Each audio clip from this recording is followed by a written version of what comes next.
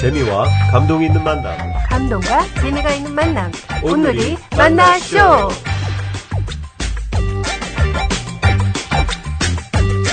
오늘이 만나쇼 김진수 장로님 편 2부가 시작됩니다. 결국은 잘못되었던 얘기는 복음이 제대로 전달이 안 됐던 얘기예요. 전달은 많이 됐는데, 예. 전파는 됐는데 잘못 전달됐는데. 잘못돼서 왜냐하면 문화 말살했고 오히려 기독교인들이 자기네들을 망쳤다고 그렇죠, 괴롭혔고 했다고 생각을 하기 때문에 그런 상태에서 그들이 마음을 다시 연다는 건 더 어려워요. 그렇게 하기 위해서는 가장 중요한 게 당신들이 생각이 틀렸다는 걸 보여줘야 돼요. 오전도 종종하게는 당신들이 지금 사고 있는 기독교에 관한 것이 틀렸다. 그렇죠. 선입관이 틀렸다는 것을 보여주기 위해서는 행동으로 보여줄 수밖에 없어요. 그죠. 네. 진짜 차라리 백지라면 새로 그리면 되는데 오히려 잘못 그렇죠. 그려진 거는 그 지우고 다시 그리기가 엄청 더 어렵겠네요. 그러니까 제가 비즈니스 정말로 좋은 비즈니스에 초점을 맞출 수밖에 없는 게 복음 전하기 전에 해야 되는 게 바로 그런 과정이죠. 그래 최소한 그들이 문을 다 열 수 있게 만들어줘야 돼요. 그죠. 그리고 나서 복음이 들어가야지 들어가지. 그러니까 지금은 그 독성을 빼는 작업을 하는 거예요 지금.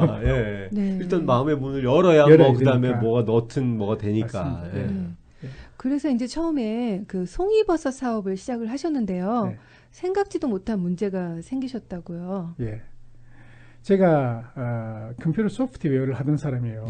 그리고 컴퓨터 소프트웨어 무역과 관계없어요. 수입, 수출이 이런 관계가 아니거든요. 그렇죠. 무슨 통관해야 되는 것도 아니고요. 네. 전혀 그 경험이 없던 사람이.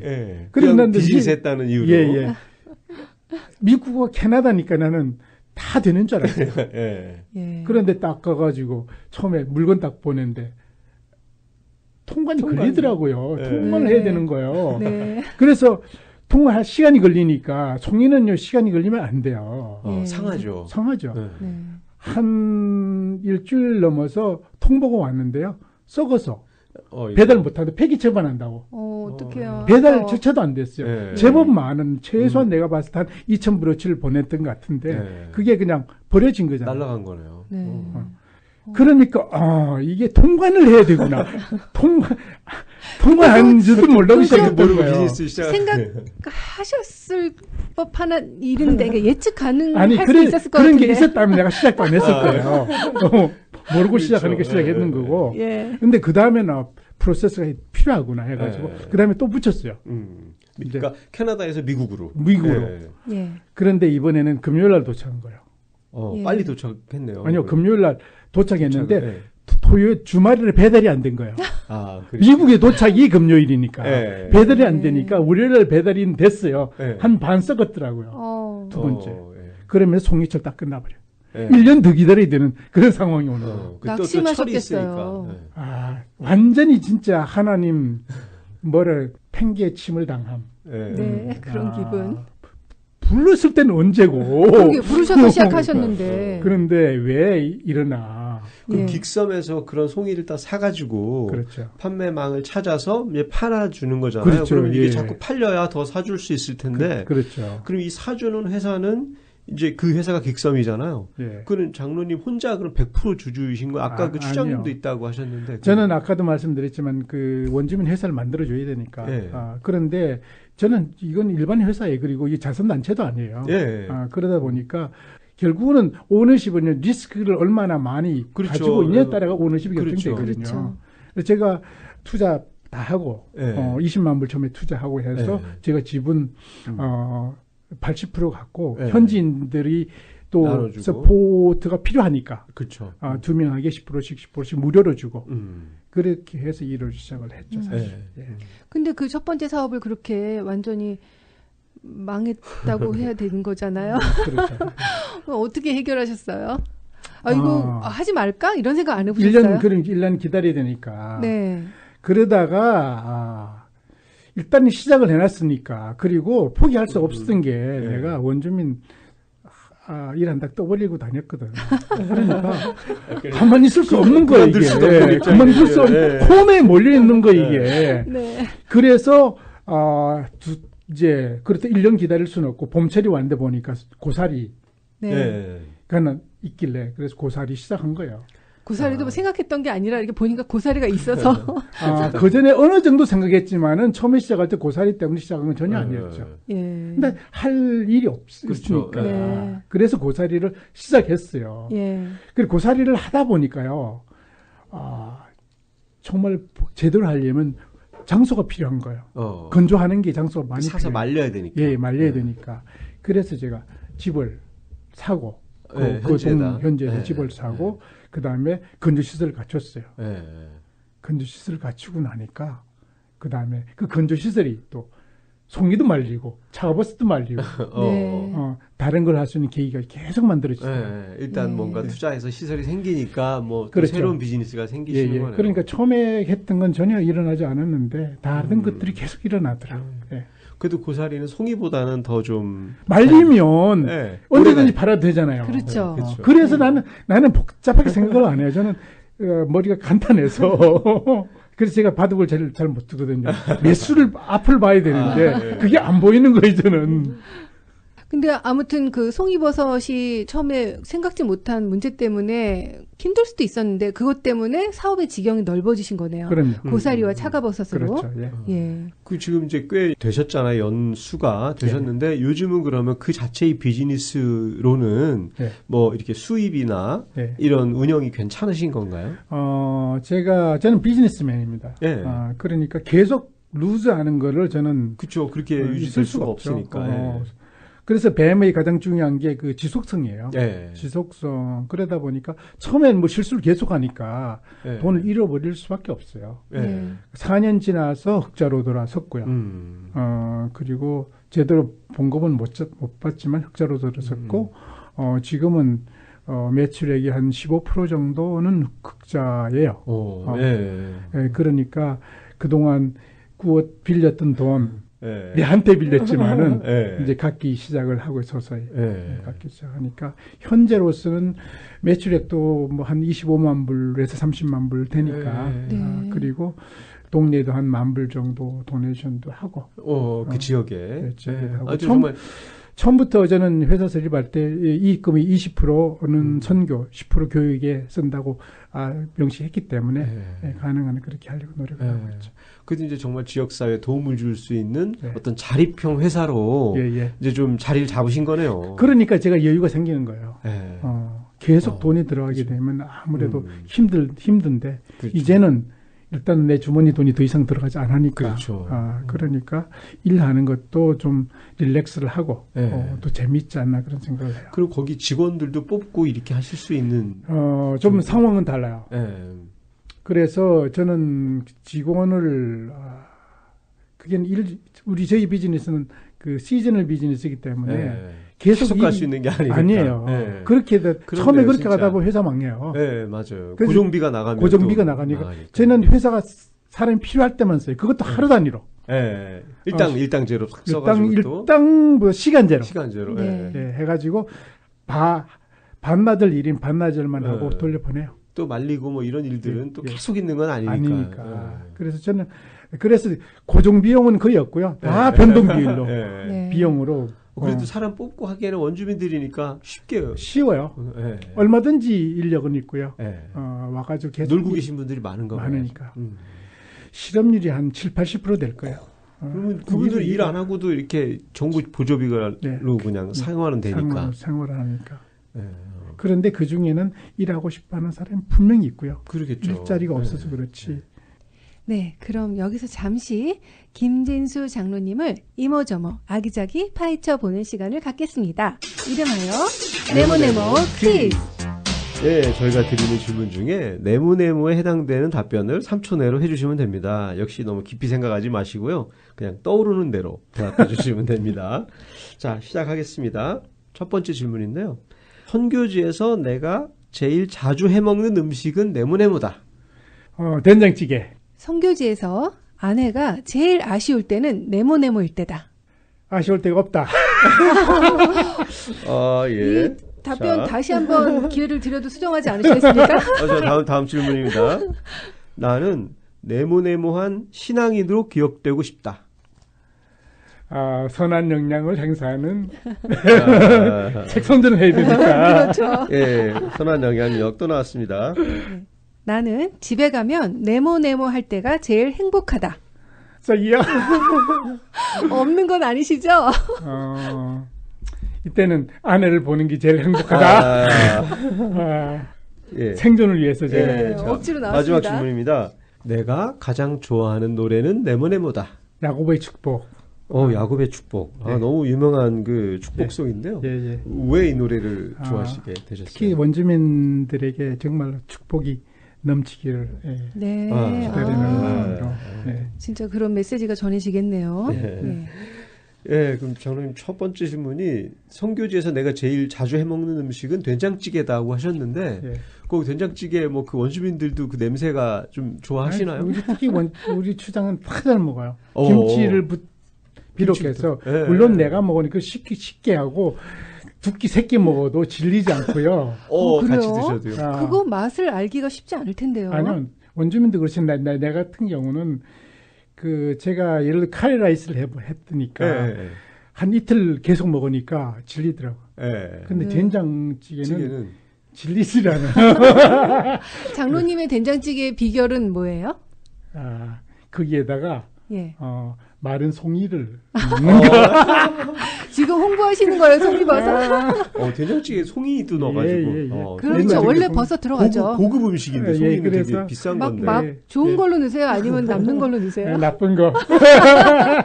저는 나쁜 거 먹어요. 근데 듬뿍 넣으시겠어요? 그럼 원주민들도 그 된장찌개 냄새나 이런 거에 많이 익숙해지시고. 사람마다 저희 일하는 사람들은 다 잘 먹더라고요. 그리고 그 다음 질문에 진짜 뜻밖이었는데요. 아내가 제일 아쉬울 때는 없다라고 하셨어요. 이거 괜찮으시겠어요? 진심이에요? 아쉽다기보다가 그냥 가끔 외로울 때는 있는데요. 제가 뭐 한 달, 두 달까지 그냥 있을 때 있는데 페이스북을 내가 자주 하잖아요. 그걸 통해서 커뮤니케이션을 하니까. 교류를 계속 하시니까. 다른 사람과 하고, 와이프가 또 그걸 꼭 봐요, 항상. 그렇죠. 저 같아도 보겠네요. 남편 어떻게 사는지 궁금하니까. 그런데 와이프 친구들이 먼저 봐요. 오늘 그 집 남편 오늘 뭐 해 먹었다, 누구 만났다, 어디 다쳤다. 나를 믿어주는 것 같아서 고맙죠. 나는, 선한 영향력을 가진 신앙인으로 기억되고 싶다. 너무 또 이렇게. 또 책 홍보를 적절히 하시면서도 깊은 뜻이 있는 대답 같으세요.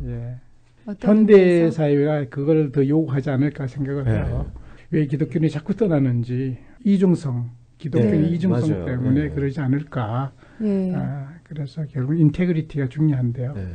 선한 영향력 중에서 가장 큰 게 인테그리티, 정직성을 얘기하기 때문에 그렇게 생각합니다. 진짜 뭐 이렇게 크리스찬이 아닌 사람들이 크리스찬을 볼 때 또 그게 다 보이잖아요. 말만 하는 건지 또 겉모습만 그런지를 다 보이기 때문에 정말 이게 다 알면서도 또 가장 어렵지 않나 싶어요. 선한 영향력을 남에게 끼치는 삶을 내가 살아간다는 것이 또 어려운 일이기도 하잖아요. 저는 의도적으로 노력을 해야 된다고 봐요.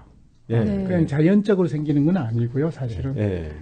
특히 정직 같은 게 자연적으로 생기는 게 아니고 의도적으로 내가 정직해야 되겠다 생각을 해야 되고 의도적으로 내가 선한 영향을 끼쳐야 되겠다는 생각을 하지 않고는 그냥 쓸려가는 거죠. 의도적으로 계속 노력하는 거는 어렵잖아요. 너무 어려워서. 아니, 그렇지 않고요. 저 같은 경우는 가끔 가다가 기회가 딱 와요. 예를 들면 정직할 기회가 딱 오는데. 또 내가 선택할 수 있는. 그런데, 이게 기회구나. 내가 정직을 보여줄 수 있는 기회구나. 생각을 하게 되면 괜찮아요. 오히려 그걸 기회로 생각하셔서. 그 기회를 놓치지 않으시는 거예요. 적극적으로. 좀 적극적이 필요한 것 같아요. 수동적이 아니라 능동적으로 해야 되는 게 선한 영향이 그렇게 해야 되는 거지. 가만히 있으면. 그 말씀 들어보니까 제 장로님이 이 영적으로 깨어 있으니까 요게 이 어떤 기회구나 하는 거를 또 느끼게 되실 것 같아요. 네. 내가 영적으로 예민해 있지 않으면 뭐 그런 생각도 없이 그냥 가는데 내가 계속 이 영적인 차지가 되면서 깨어 있다 보니까 요게 내가 선한 영향을 끼칠 수 있는 기회라는 걸 또 느끼시면서 또 그렇게 또 결정을 하시게 되고 또 그리고 그게 자꾸 훈련이 되면 점점 더 쉬워지실 것 같아요. 그 선택을 하시기가. 그리고 쉽게 자주 와요. 기회가 생겨요. 더 생겨버려요. 나는 집에 가면 아내를 보는 게 같이 있을 때, 네. 아까 행복하다고 하셨는데 아까 까먹은 점수를 여기서 또 이걸로 만회가 될지 모르겠는데 집에 가면 주로 어떻게 시간을 보내세요? 아내는 나름대로 바빠요. 그리고 나는 나름대로 바쁘는데 그래도 1년에 한 2달밖에 같이 있지 않으니까. 너무 같이 있는 시간이 너무 짧으세요. 또 연애하시는 것 같겠어요. 오랜만에 만나시면. 프레쉬하고. 만나면 막 두근두근 하세요? 그렇지는. 그러면 심장병자 환자죠, 지금. 그렇죠. 그 정도는 아니래도. 두근하고 좋고. 그래요. 그럼 가면 오랜만에 손주들도 좀 만나시겠네요. 손주들 만날 시간이 별로 없죠. 그래서 가능한 한 1년에 한 4-5번 정도? 손주를 만나는 시간이? 그 정도밖에 안 돼요. 워낙 뭐 집에 있는 시간도 2달밖에 안 되니까. 그렇죠. 가셔서 또 보고. 얼굴 잊어먹지 않을 정도만 유지하죠, 사실. 자, 그리고 내가 지금 듣고 싶은 노래, 내가 또 자주 듣는 노래는 야곱의 축복이다. 정말 그 원주민 분들께 축복의 노래로 들려주고 싶다는 마음이 전해지는데요. 저희가 오늘 장로님이 택하신 노래 야곱의 축복을 우리 청취자 여러분들께 축복성으로 한번 들려드리면서요. 우리 노래 듣고 다시 말씀 나누도록 하겠습니다. 너는 담장 너머로 뻗은 나무 가지에 푸른 열매처럼 하나님의 귀한 축복이 삶에 가득히 넘쳐날 거야. 너는 어떤 시련이 와도 능히 이겨낼 강한 발이 있어. 전능하신 하나님께서 너와 언제나 함께 하시니 너는 하나님의 사랑 아름다운 하나님의 사랑 나는 널 위해 기도하며 내 길을 축복할 거야. 너는 하나님의 선물 사랑스러운 하나님의 열매 주의 품에 꽃피운 나무가 되어줘.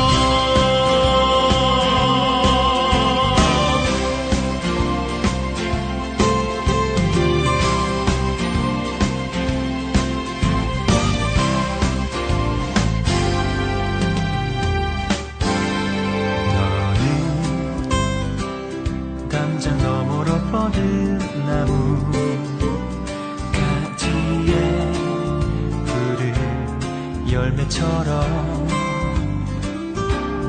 하나님의 귀한 축복이 삶에 가득히 넘쳐날 거야.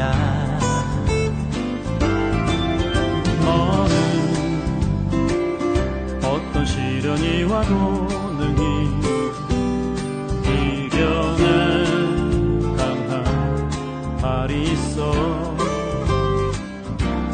전능하신 하나님께서 너와 언제나 함께 하시니 너는 하나님의 사랑 아름다운 하나님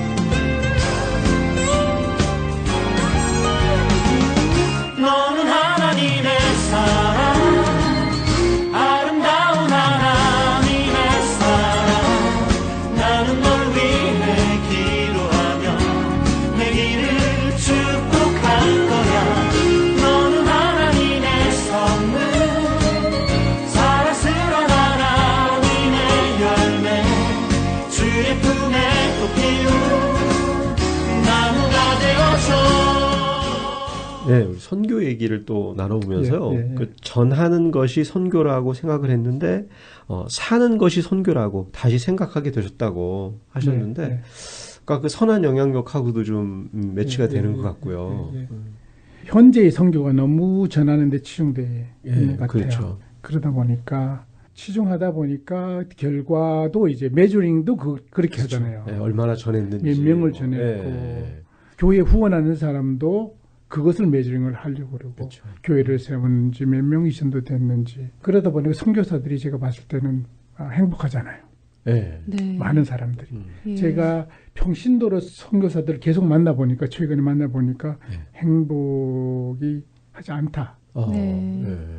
그런데 기쁜 소식을 전해야 할 사람이 기쁘지 않다는 거는 이건 역설이에요. 그렇죠. 말이 안 되죠. 어떻게 기쁘지 않은데 기쁜 소식을 전할 수 있을까? 내 안에 기쁨이 넘쳐야지 그게 나눠줄 수 있는데. 그런데 왜 그러면 기쁘지 않을까? 결과를 보여줘야 되니까. 실적을 보여줘야 되니까. 실적을 보여줘. 그래 후원을 왜 그러냐? 후원을 받을 수 있으니까. 그렇지 않으면 후원을 못 받으니까. 후원이 끊어지니까. 근데 결과는 어떤 식으로 보여줘야 되는 거예요? 그래서 저는 선교 우리가 너무나 꿈을 크게 갖고 있잖아 생각을 해요. 제가 터키에 지난해 가서 절실히 느낀 건데요. 터키는 총 기독교인 한 3,000명인데 선교사가 한 300명? 오, 그렇게 많이 가 있나 보죠. 결국은 10명밖에 안 되잖아요. 그렇지? 선교사 한 명당. 그것도 헛수일 수도 있어요. 제가 무슨 소리를 들었는가 하면 10명이 개종하게 되면요. 8명이 돌아간대요. 다시요? 다시 돌아간대요. 그러면 선교사가 과연 몇 명을 했다고 보고할까? 허수가 있겠다는 생각을 했거든요. 허수가. 결국은 내가 느낀 게 나는 내가 후원을 할 적에는요. 교회에서 할 적에는 최소한 한 선교사면 한 50명, 100명 하지 않을까? 나는 그렇게 생각했는데 그게 아니구나. 냉정하게 10명만 하면 잘하겠다는 생각이 드는 거예요. 우리가 너무 기대치가 높지 않나. 선교에 대한 기대치가 너무 높지 않나. 또 여기서는 잘 모르니까. 여기 교회 생각하고 뭐 이렇게만 생각하면 그럼요. 한 분이 많은 분들에게 전달할 수 있을 것 같은 느낌이라서. 그래 10명을 만약에 목표로 잡는다면 그렇게 성공할 필요가 없지 않을까. 삶을 통해서 보여줄 수 있지 않을까. 그러면 선교가 최소한 편한 마음이 있지 않을까. 기쁜 마음이 있지 않을까. 저는 선교를 계속 고민하면서 느낀 게 신뢰가 형성 안 된 상태에 선교가 가능할까. 난 저 사람 믿을 수 있어 하는 상태가 돼야지 선교가 되는 거지. 그런데 우리 우리 주위를 보세요. 내가 저 사람 믿을 만해 믿을 수 있어 하는데 시간 몇 년 걸리느냐고요. 오래 걸리죠. 1년요? 말도 안 되는 얘기잖아요. 2년도 말도 안 돼요. 그러려면 최소한 5년, 10년 걸려요. 그렇죠. 그러면 선교사가 무슨 수로 1년, 2년 내에 신뢰를 줄 수 있느냐고. 선교지에서. 그러네요. 그러다 보니까 제가 느끼면 우리가 어찌 보면 기대치를 낮춰야 되겠다. 선교된 기대치를 낮추고 선교사가 좀 편하게 해줘야 되겠다는 생각을 해요. 그냥 가서 그냥 자꾸 결과 내놓으라 하지 말고 들어가 선교 있는 그냥 살아 있는 것 자체로서 우리는 고맙게 생각하고 후원을 해야 된다고 생각합니다. 그런데 이 소리를 선교사가 얘기를 못해요. 그렇겠죠. 그렇죠. 자기 후원자들이니까. 내같이 겁 없는 사람이 하는 거니까 정말로 선교는 어렵다고 생각을 하고 관계를 맺어야 된다고 생각하고 그러려면 시간이 많이 걸린다고 생각을 하고 족치지 말고 좀 그러다 보면요. 처음부터 선교사 선정에 신중해야 된다고 봐요. 선교지. 선교사를 선정할 적에 그 사람 쉽게 바뀌어지지 않기 때문에 그래서 한번 결정하게 나면 그냥 믿고 편하게 마음으로 할 수 있도록 해주는 게 그게 이제 한 분의 인간적으로 한 명의 내 개인이 그분들에게 인정받고 삶으로 이렇게 받아들여지려면 굉장히 오랜 시간이 필요하잖아요. 그렇죠. 근데 옛날에 이제 저희 한국에 서양 선교사들이 왔을 때 그분 문화도 틀리고 다 틀린 사람이 인정받기가 어려웠는데 예. 어떤 조직으로 예. 예를 들어서 뭐 학교를 세운다든가 예, 뭐 병원을 세운다든가 예. 뭐 이런 식으로 접근을 해서 가면 예. 그분들이 나 개인의 어떤 신뢰보다 어떤 조직을 보고 하면 관계죠. 그 관계가 또 쉽게 맺어지지 않을까 싶어서 예. 그 선교도 이렇게 좀 뭐 단체로 하면 예. 좀 더 쉽지 않을까 싶기도 해요. 예, 그래서 저는 요새 그게 당연히 그렇게 단체로 하는 것도 중요하고요. 네. 그리고 롱텀으로 봐야 되고, 네. 그리고 저는 정직해야 된다고 봐요. 예. 네. 정직성이. 정말 제일 중요한 거. 그래서 같아요. 요새 선교가 자꾸 어려운 것 중에 하나가, 이제 이슬람국에 이제 결국은 이제 쫓아내잖아요, 자꾸만. 왜 쫓아낼까 무슨 고민해봐야 되는 것 같아요. 네. 왜 쫓아낼까? 우리가 예를 들면 한국에서 이슬람 사람들이 한국으로 오잖아요. 네. 한국에 왔는데 우리는 이제 그 사람들 자기가 처음에 온 목적과 다르게 다른 행동을 하니까 우리도 쫓아내려고 그러잖아요. 그죠? 네. 그럼요. 믿을 수가 없고 무슨 행동을 할지 모르는데. 미국도 그러는 거고. 예. 그러니까 똑같은 관념에서 봤을 때 우리 선교사들이 왜 쫓겨날까? 그 사람들이 봤을 때는 네가 처음에 하겠다는 걸 하지 않고 다른 걸 하고 있다는 거예요. 네. 정직하지 않다는 거죠. 숨기고 있다는 거죠. 뭐 속셈이 있는데 그걸 안 이제 숨기고 있으니까. 근데 선교사 입장에서는 나의 속셈이라는 게 결국 복음을 전한다는 순간 목표가 있기 때문에 그것 때문에 수단이 정당화될 수 있다고 생각할 수 있을 것 같거든요. 그게 뭐 그 문제라고 봐야죠. 그러니까 그런 면에서 최소한 그 사람들이 봤을 때 나는 충분히 이해할 수 있다는 느낌을 줄 수 있다. 저는 그래 비즈니스 한다면 제 비즈니스 제대로 하라는 거죠. 네, 그렇죠. 그냥 비자 해결하기 위해서 하지 말고 비즈니스를 제대로 하고 뭔가 선행영향을 끼치고 그러면서 그걸 통해 선교하는 건 괜찮은데 전혀 비즈니스 관심도 없고 그러면 껍데기만 비즈니스를 세워놓고 뭐. 그러면 안 된다는 거죠. 그러니까 수단과 과정도 다 정직해야 된다는 거. 신뢰를 얻을 수 있게 해야 된다.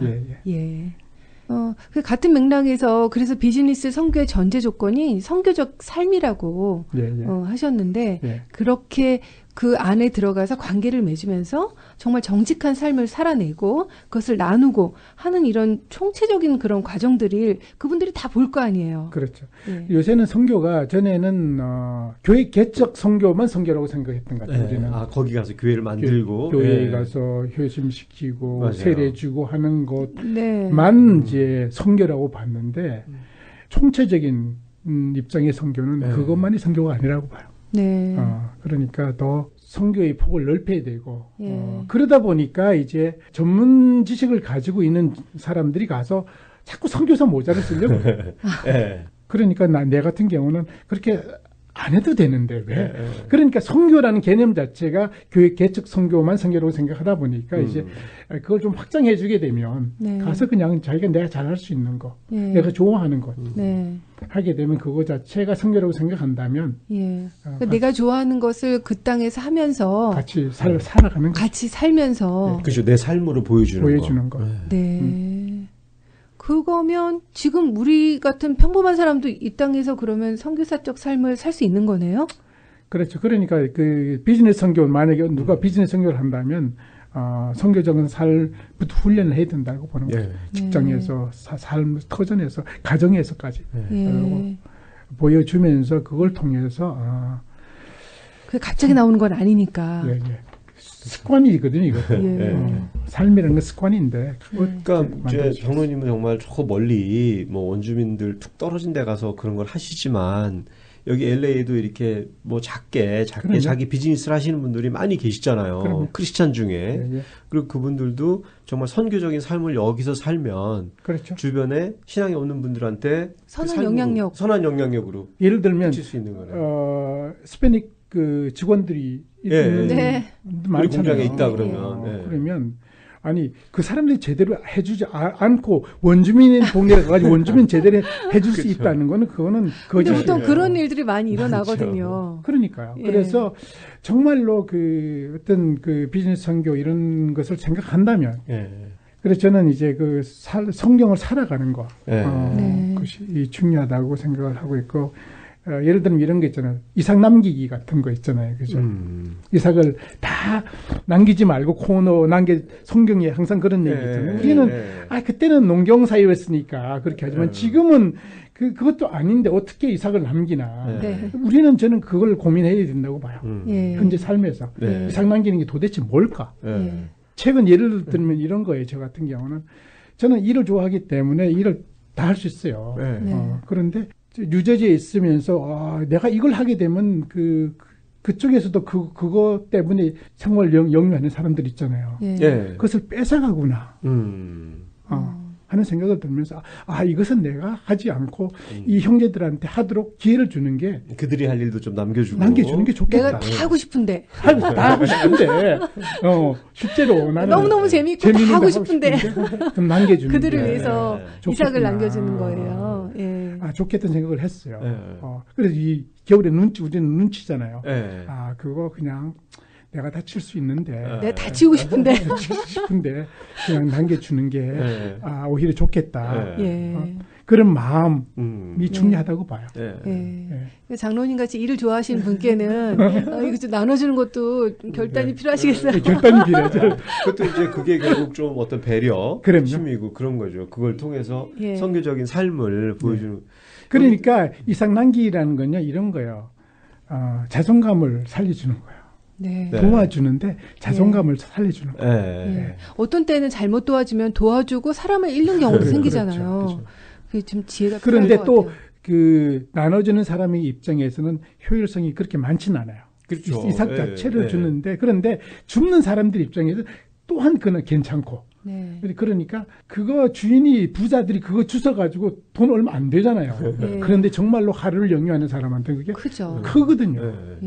그래서 너무 그렇게 구두쇠 인색하지 않은 거. 저 같은 사람이 진짜 계속 명심해야 되는데 필요한 것 같아요. 그러니까 성경을 살아가는 거. 살아가는 게 어찌 보면 사실 참 그게 제일 맞는 말이면서도 또 좀 쉽지 않은 이게 생활화되지 않으면 쉽지 않은 것 같아요. 저희도 예를 들어서 멕시코 단교 선교를 이번 주에 가야 되니까 빨리 우리 직원들 빨리 일해가 야근 막 시키고 해가지고 히스패닉들 막 일 시켜서 막 부려먹고 나는 또 이제 빨리 선교 가야 되니까 이런 그렇죠. 그래서 얻는 것보다 또 잃는 게 더 많을 수도 있는. 맞아요. 장로님 말씀을 들으니까 그 선교적인 삶을 살아간다는 게 어떤 크고 거창한 것이 아니라 내 삶에서 일어나는 수많은 선택 중에 내가 하나님께 드리는 마음으로 하나님한테 이득이 되는 방법으로 내가 계속 선택해 나가는 그 과정, 그것이 선교적 삶이 되지 않을까 그런 생각이 듭니다. 오늘이 만나쇼 3부에서 계속됩니다.